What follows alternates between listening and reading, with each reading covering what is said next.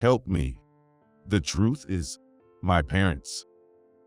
Yesterday, I was rushed to the hospital after being hit by a car driven by my mother-in-law, Natalie. After the surgery, while I was resting, my husband, Steve, called. After you were taken to the hospital yesterday, the police came. I told them you fell because you were startled by the car. But today, my mom admitted she hit you with the car. Summarizing Steve's excited words, it seems that both of his parents were taken to the police station. I clearly remember that I was hit by the car Natalie was driving yesterday.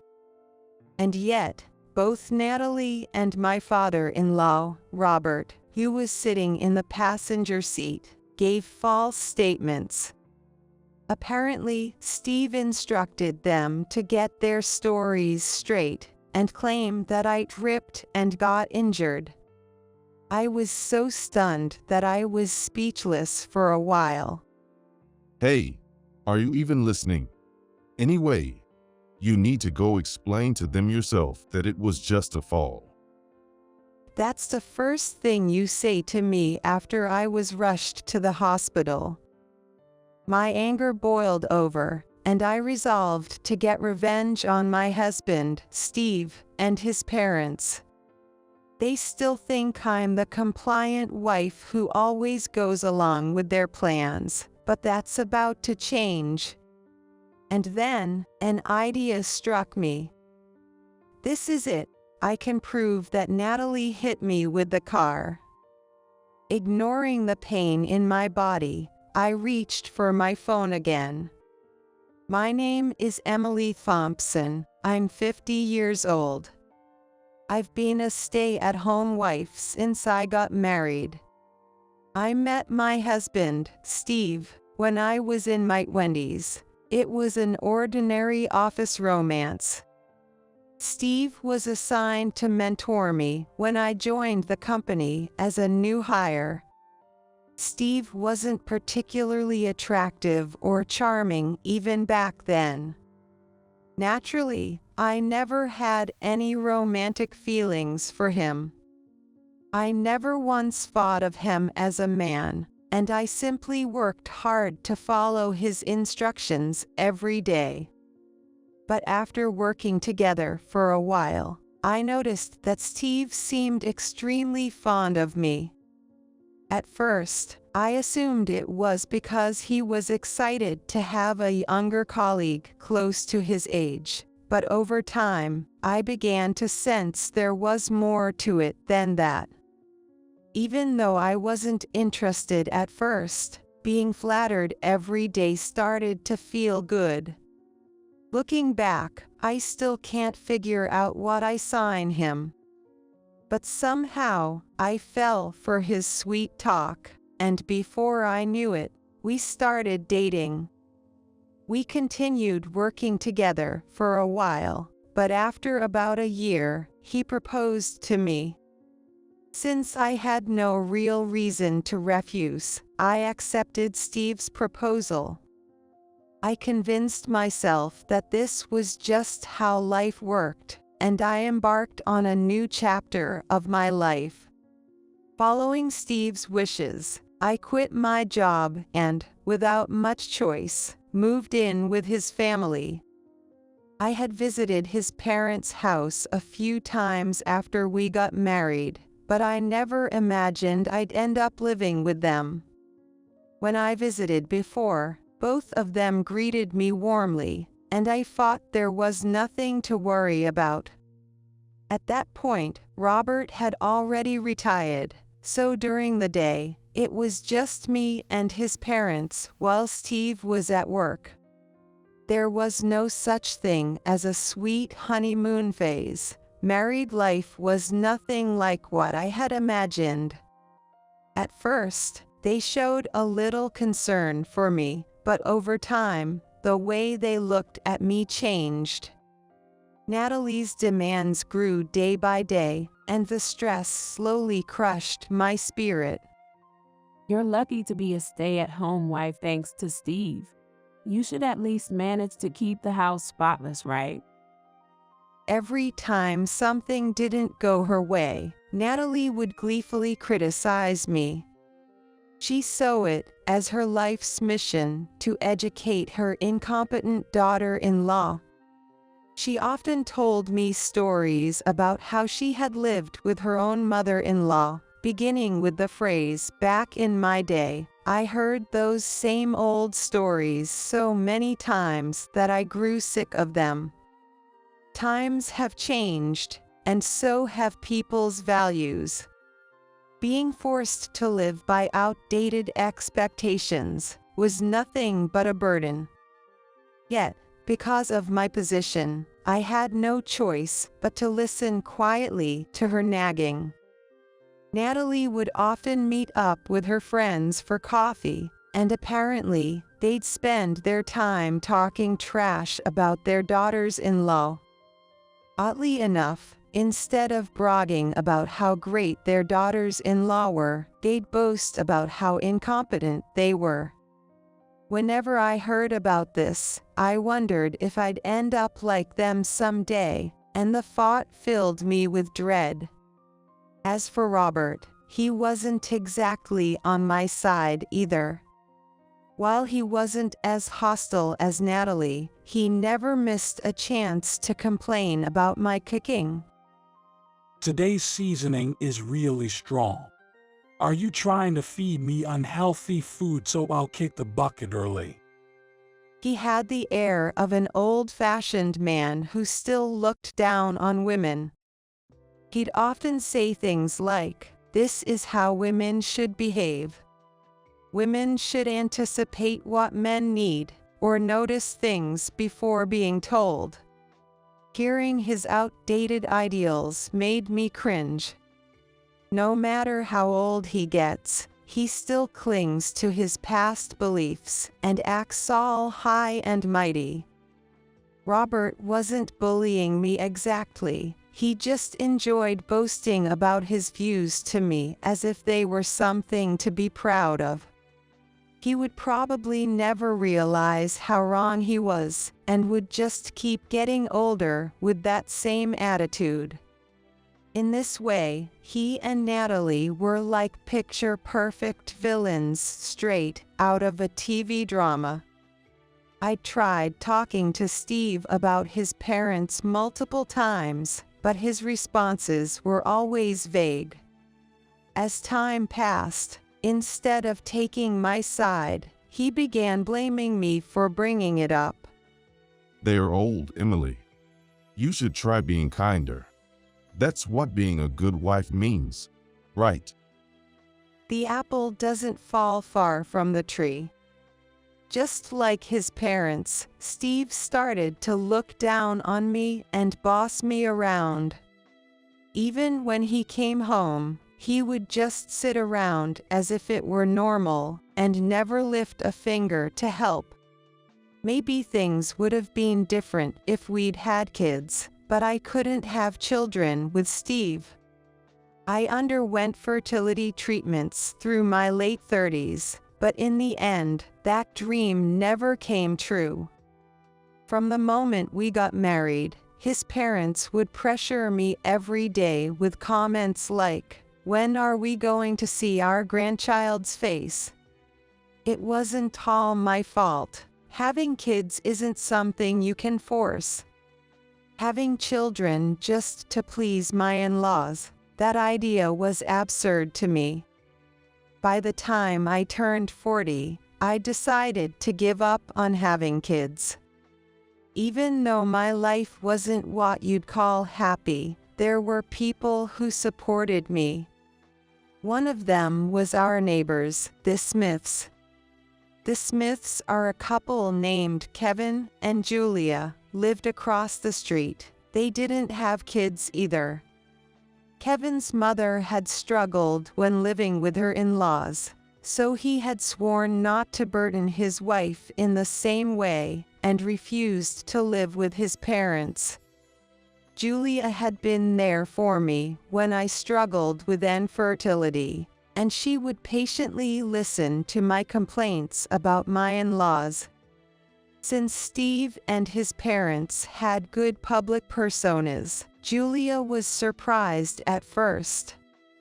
I really thought your husband was a good guy, but at his age, still being so dependent on his parents, honestly, that's a bit of a turnoff. Thanks to Julia, I was able to get through life without falling into despair. Natalie was over 75 years old, yet she still drove herself whenever she went out. Watching her drive was nerve-wracking, so I repeatedly warned Steve about it, but he wouldn't listen.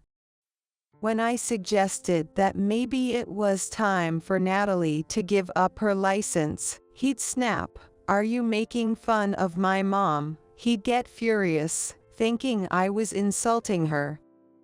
Even when I gently brought it up with Natalie, she acted as if she were still in her prime.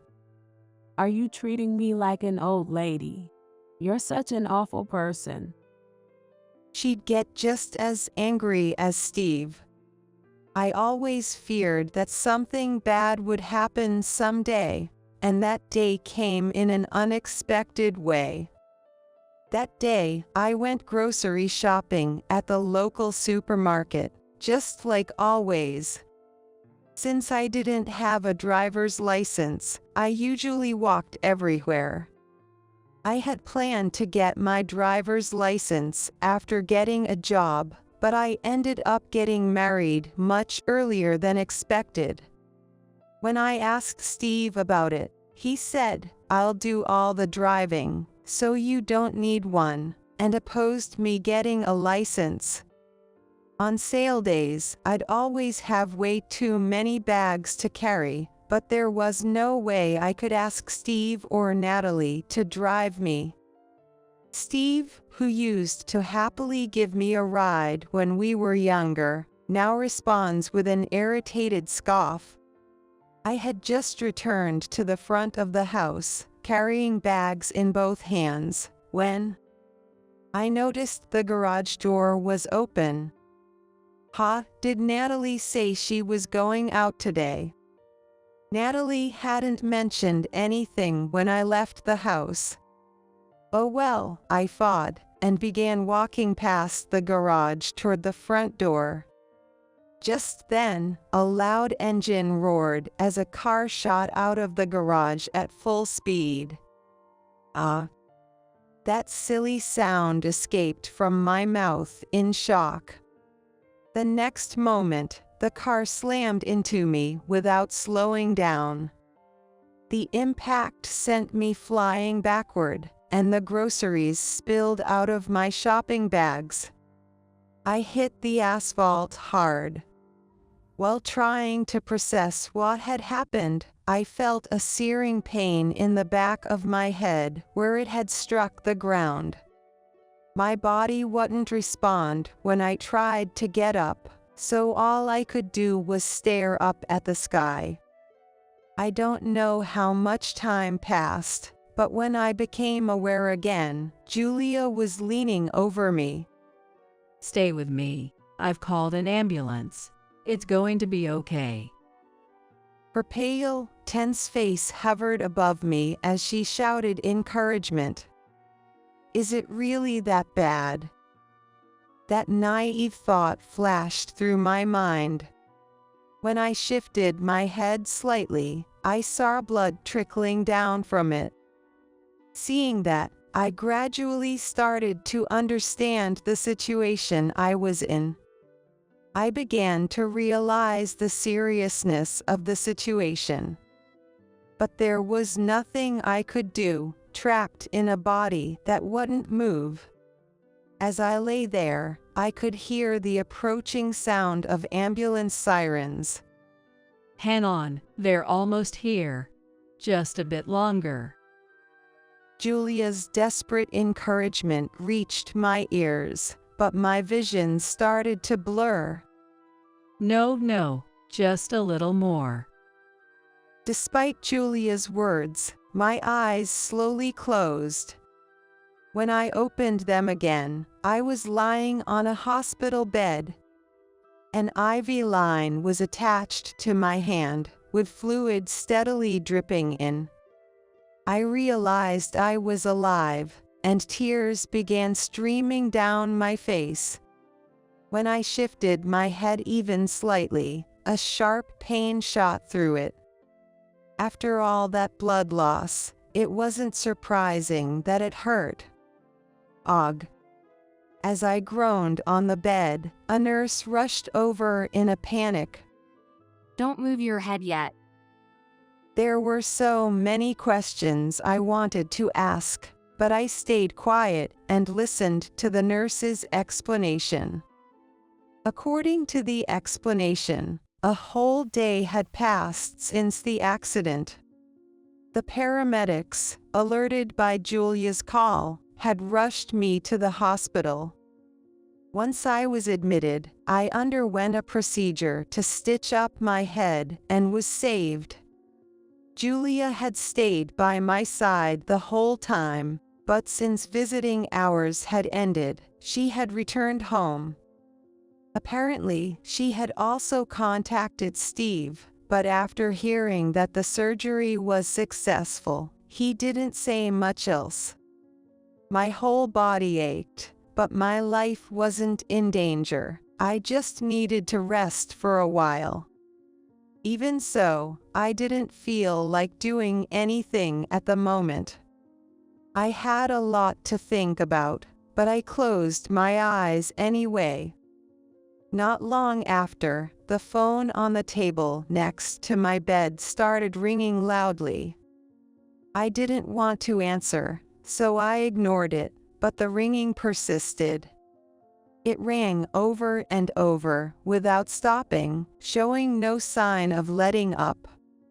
Feeling around carefully so I wouldn't move my head too much, I found my phone and looked at the screen. It displayed Steve. Was he worried about me after all? I felt a bit relieved and answered the call. Help me. The truth is, it's my parents. Steve blurted this out and started talking without giving me a chance to speak. After you were taken to the hospital yesterday, the police came by. I told them you just tripped because you got startled by the car.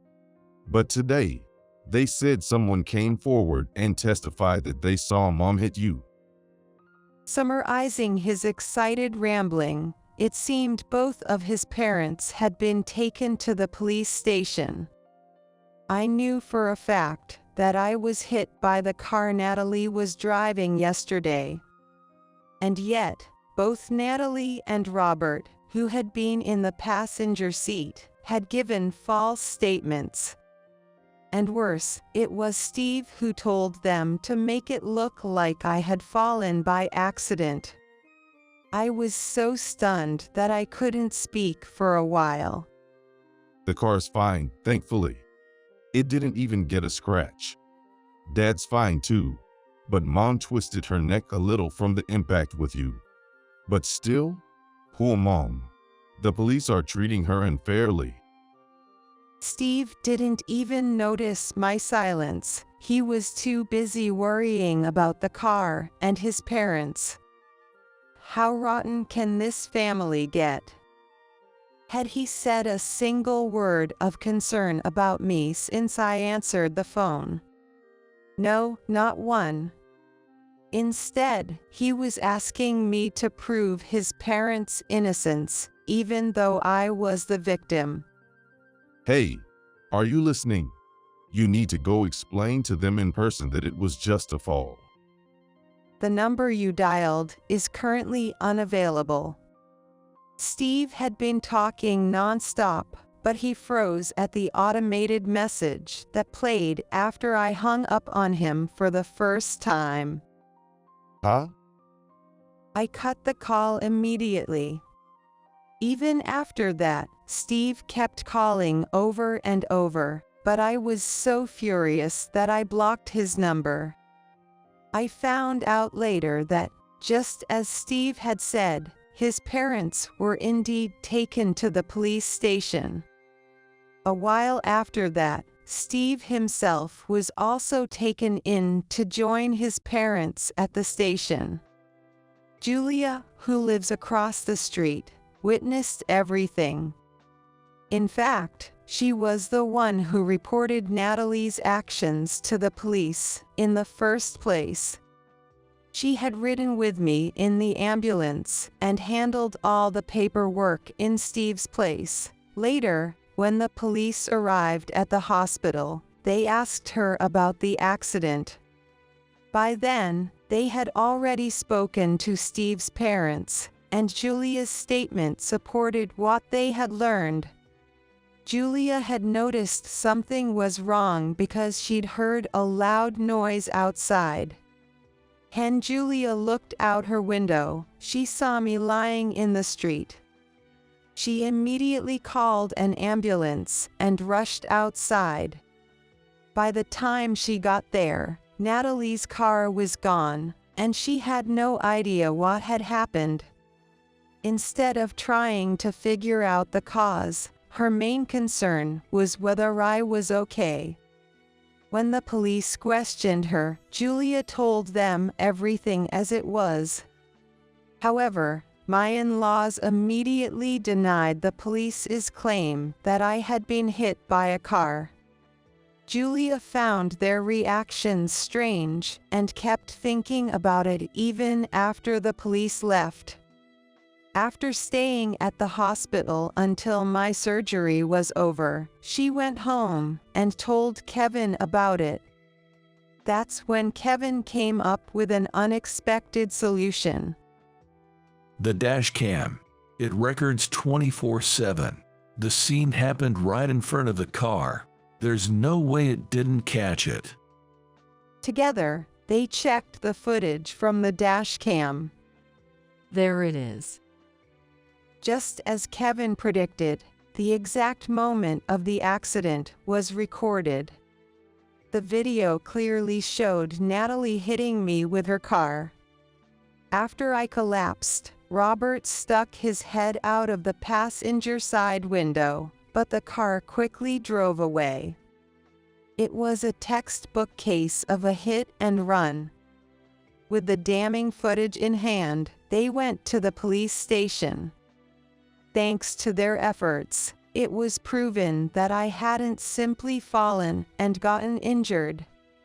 The police immediately began questioning my in-laws again, armed with the video evidence.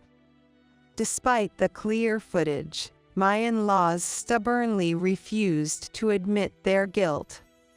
That video is a setup. Someone's trying to frame me. Officer, please. You're really gonna put an old lady like me in jail. Both Natalie and Robert were embarrassingly desperate to deny their crime. In the end, Natalie broke down and confessed, saying, "My son told me to cover it up." Steve really had instructed his parents to lie and stick to the same story. But for Natalie to throw her own son under the bus to save herself, it made me question her sanity. Robert, likely worn down by the interrogation, also admitted that he had been in the passenger seat and abandoned me as they fled the scene. With their confessions, the police turned their attention to Steve. Even then, Steve refused to admit his involvement. That's when a detective came to my hospital room. Both of your in-laws stated that your husband told them to cover up the accident. They lied at first, but this part seems to be the truth. The detective spoke with an apologetic tone, as if he felt sorry for me. The investigation into the car revealed no major scratches or dents. If Steve had tried to have the car repaired to hide the damage, it would have added to his charges for destroying evidence. But it seemed Steve had calmly decided that wasn't necessary. Since that day, Steve hadn't shown his face at all. I mentioned to the detective that Steve had called me when my in-laws were being questioned. I also told him that Steve admitted during the call that he instructed his parents to lie. Hearing that, the detective let out a deep sigh. I don't even know what to say. I'm so sorry for everything you've been through. Perhaps he sympathized with me, having not only been injured badly enough to require surgery, but also betrayed by my own family. A heavy silence hung in the air for a while. The detective politely took his leave, stood up, and quietly left my hospital room. A few days later, I was contacted by the police again on the day of my discharge. Julia came to pick me up from the hospital in her car, and we headed straight to the police station. When we arrived, the same detective who had previously spoken to me greeted us. It seemed the detective who had spoken with Julia was the same person. I was escorted inside by him, along with Julia. He led us into a room where Steve and my in-laws sat looking haggard. Emily. Natalie's eyes welled up with tears as soon as she saw me enter the room. I thought she was faking it, but she seemed genuinely emotional. Maybe she was relieved to see a family member, or just felt reassured that seeing me alive might lighten her sentence. We were seated and waited for Natalie to calm down. A female officer soothed Natalie until she was able to speak. Next to her, Robert sat, exhausted, repeatedly mumbling, "I'm sorry." The purpose of the meeting that day was to go over the events of the accident with me, the victim, present. The detective projected the dashcam footage Julia had submitted onto a screen. As we watched, the detective explained everything step by step.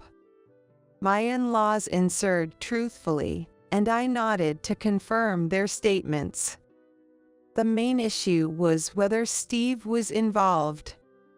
After I spoke with the police last time, they confirmed from Steve's phone records that he had called me. However, Steve still insisted he had no memory of telling his parents to lie. I hadn't recorded the conversation, so the discussion had a wall. You're trying to take me down too, aren't you? You liar? Despite the detective's efforts to calm him down, Steve grew agitated and emotional. "Please stop. The more lies you tell, the worse it'll be for you. Do you really want to betray Natalie and Robert just to save yourself?" Steve ignored my warning entirely. Sensing things weren't going anywhere, the detective spoke up. So, are you saying that your parents have been lying to the police this whole time? Steve's mouth clamped shut at those words. Coming from the detective, they carried far more weight than when I said them. The footage clearly shows your mother hitting your wife with a car. Both of your parents have admitted to it. However, according to your story, your parents are now implicating you as a co-conspirator to reduce their own sentence. Steve's face tightened at the detective's serious tone. Do you understand what I'm saying? Your parents' charges could become even more severe. At that, Steve finally confessed to his role. In the end, he realized the gravity of what he had done. With Steve's confession, the full extent of their crimes was revealed.